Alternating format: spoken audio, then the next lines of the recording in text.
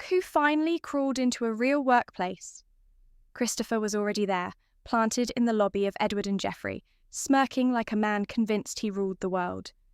His little circle of junior associates hovered behind him, vultures sensing fresh blood. All I'd done was stop by to drop off a folder my sister forgot after Sunday dinner, dressed in jeans and a hoodie after a long morning working from home. But to Christopher, I was an intruder, an easy target, a convenient outlet for his pent-up rage and unresolved grievances. What he didn't know, what he couldn't have imagined, was that the name Edward on the glass wall behind him belonged to me. "Probably here begging for a job," he said loudly enough for half the lobby to turn. "My wife's unemployed sister, still freelancing after what? 5 years, Barbara. Must be brutal living off whatever's left in your savings." The associates laughed on cue. Fear makes obedient creatures. Christopher, 7th-year associate, desperate for partnership, loved having an audience. They loved pretending they weren't terrified of him. Only Sharon, the receptionist, wasn't performing. She'd gone pale, fingers shaking over her keyboard. "Mr. Holloway," she began. "It's fine, Sharon," Christopher cut her off with a careless flick of his hand. "Barbara and I are family. I'm allowed to be honest." His smile sharpened. "Actually, since you're here, let me show you what real lawyers look like." He gestured to the associates. "They bill 2,000 hours a year, close major deals, make real money. You know, everything opposite to whatever you do in coffee shops with your laptop." I held the folder against my chest and stayed silent. Silence makes arrogant men bold. It also makes their eventual collapse more dramatic. Sharon typed faster. The clicking of keys sounded like a warning drum. "What do you even freelance in?" Christopher pressed, savouring every second. "Let me guess. Social media management, virtual assistant, Etsy crafts." "Legal consulting," I said quietly. The lobby stilled. "Legal consulting," he repeated, stretching the words as if testing their absurdity. "Right. With what credentials? Didn't you go to, what was it? Some state college? And law school?" "Didn't even finish, from what Michelle told me." "I finished," I said. "Gary Law, class of 2016. A small, exquisite pause. A crack in his armour. That's not what Michelle said. Michelle doesn't know everything." Our relationship had thinned over the years, frayed slowly by distance and by the man standing in front of me. She knew I'd gone to Gary, but not that I'd simply stopped discussing my work. Christopher recovered with a tight shrug. "Okay, Gary, impressive." His tone made it an insult. "So why aren't you at a real firm? Couldn't cut it in big law?" "Something like that," I murmured. "See, that's the problem with people like you," he said, turning to his flock. "All potential, no discipline, no work ethic. I'd bet money you couldn't survive a week at an elite firm." "Mr. Holloway?" Sharon tried again, voice unsteady. "Sharon," I said, "hold my calls," Christopher snapped. "I'm mentoring my sister-in-law." He turned back to me, eyes glinting with the pleasure of punishment. "You know what? I'll be generous. I'll talk to the hiring committee. Maybe they'll find you something in document review. Part-time. Contract. Not glamorous, but at least you'd contribute something to society instead of pretending to work from Starbucks." "That's very kind," I said evenly. "I'm serious. Edward and Geoffrey always needs contract attorneys. What, maybe $50 an hour, probably more than you make now? Want me to put in a word?" The elevator behind us chimed. Christopher didn't turn. He was too busy savouring the moment he believed he owned. "Mr. Holloway?" Sharon's voice rose sharply, almost panicked now. I watched his face, waiting. In a few seconds, everything, years of condescension, every open wound, every quiet humiliation, would turn. Retribution has a taste, metallic, electric, inevitable, and Christopher had no idea he'd just walked straight into its jaws. "The founding partner is Christopher, my boy." The booming voice sliced through the lobby like a judge's gavel.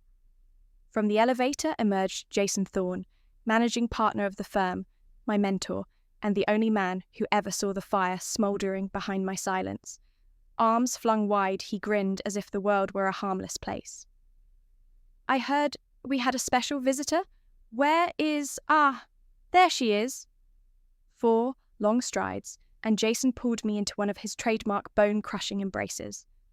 Barbara Patterson, the reclusive genius herself. What dragged you into the office? Too busy reinventing corporate law from your home fortress? I hugged him back, my eyes fixed on Christopher over Jason's shoulder. Watching his expression twist, shock tightening his jaw, confusion flickering in his eyes, was its own quiet retribution. Just dropping off some papers for Michelle, I said.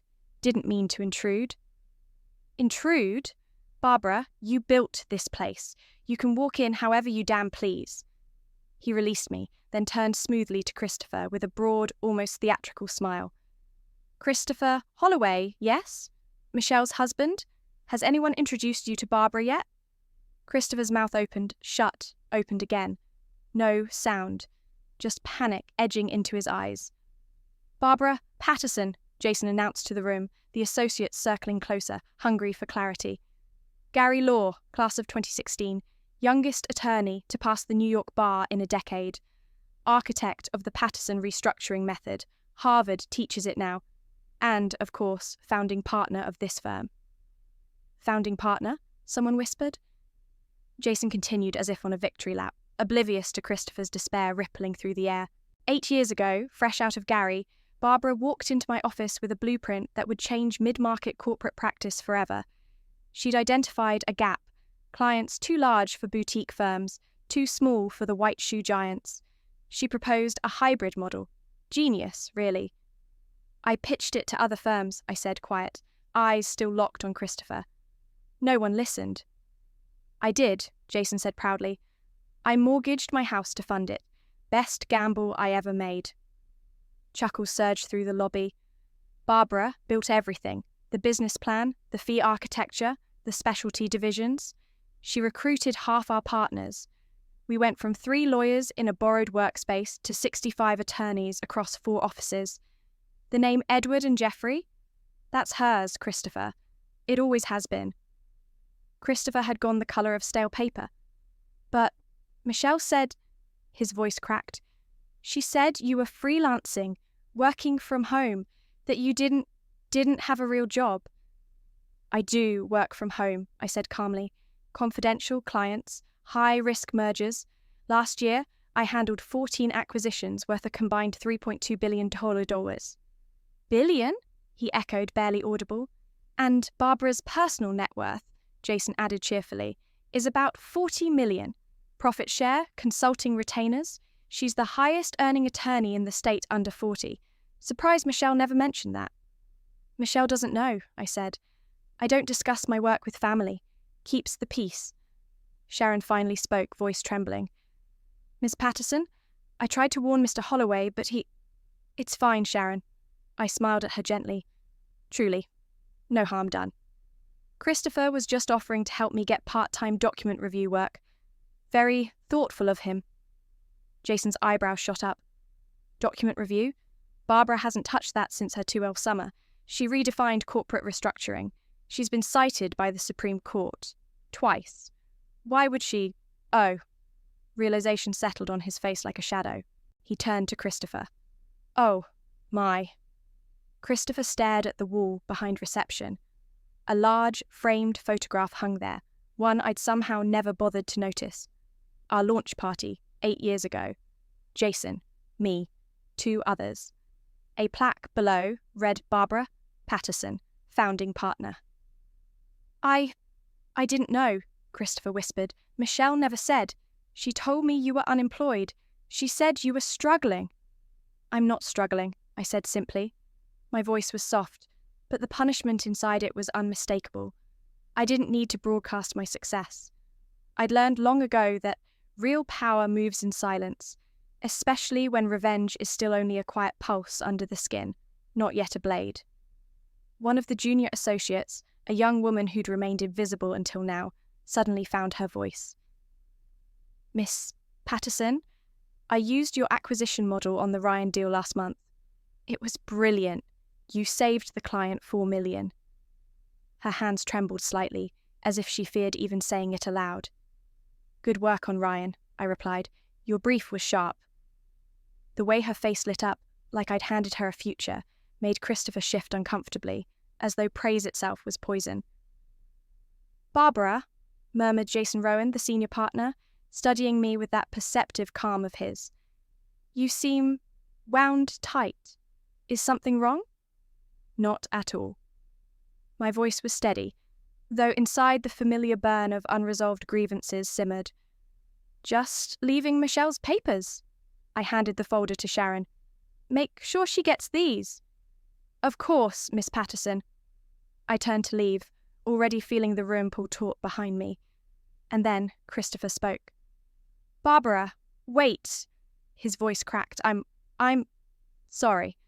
I didn't know who you were. I never meant to mock you or your job situation. I didn't know. I faced him slowly, letting each second stretch, letting him stew in the quiet punishment he'd earned. Christopher, I said softly, you didn't insult me. You unmasked yourself. You judged by appearances, assumed unemployment meant failure, thought success only mattered if it glittered on the surface. His jaw tightened, panic flickering in his eyes. I was joking, he tried, voice thin. Family banter, I didn't mean... You meant every word. The precision of my tone cut deeper than volume ever could. You wanted to show off, humiliate me, establish dominance. Typical. A cold satisfaction curled through me, a small taste of retribution. Jason's face hardened. Christopher, you're up for partner review next month, correct? Christopher blanched. Yes, sir.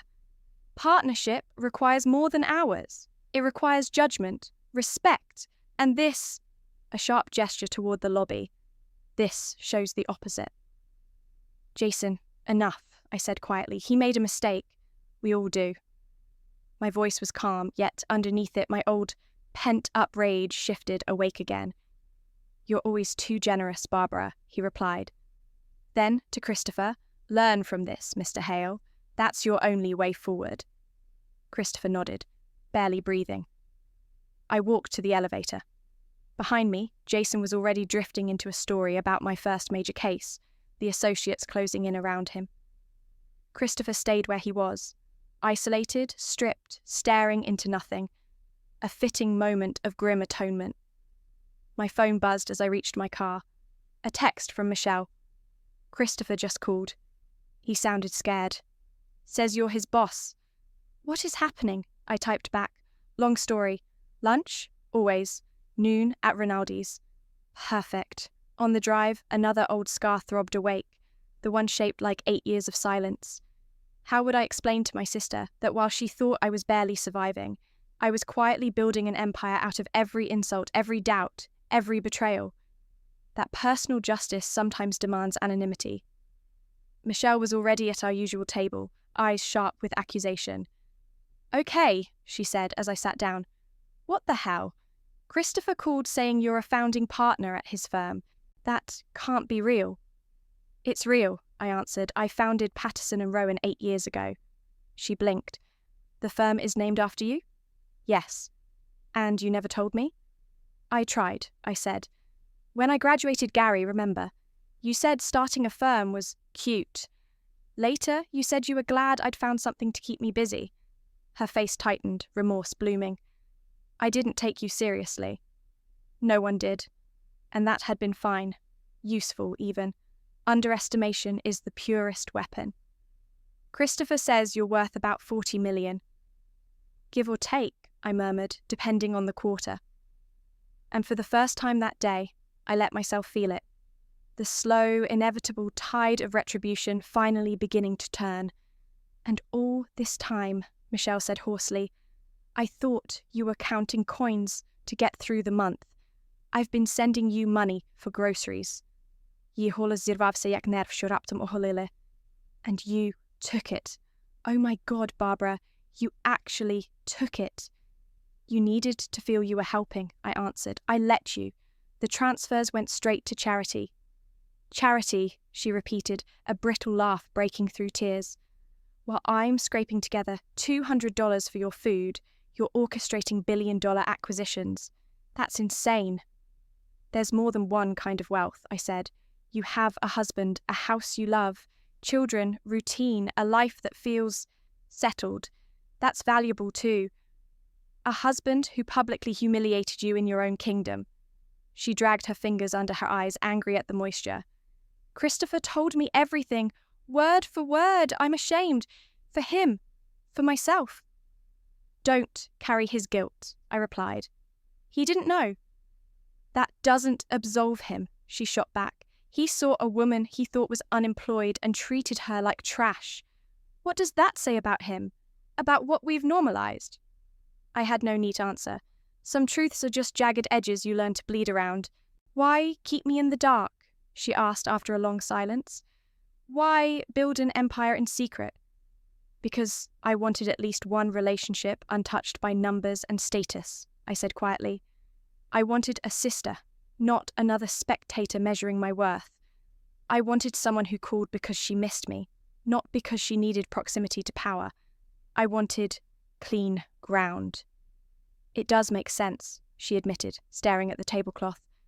But, Barbara, I would have been proud of you. I am proud of you. You should have let me brag about you, at least. Maybe. I lifted a hand and caught the waiter's eye. But then our lunches would have turned into something else.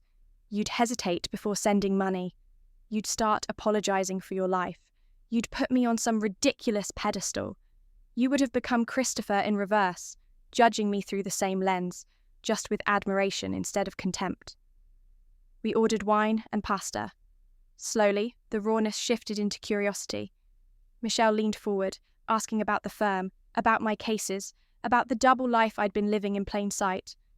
I told her about nights blurred into contracts, about clients who mistook me for their savior or their executioner, about associates whose talent made the effort worth it, about the dark satisfaction of turning every past slight into fuel.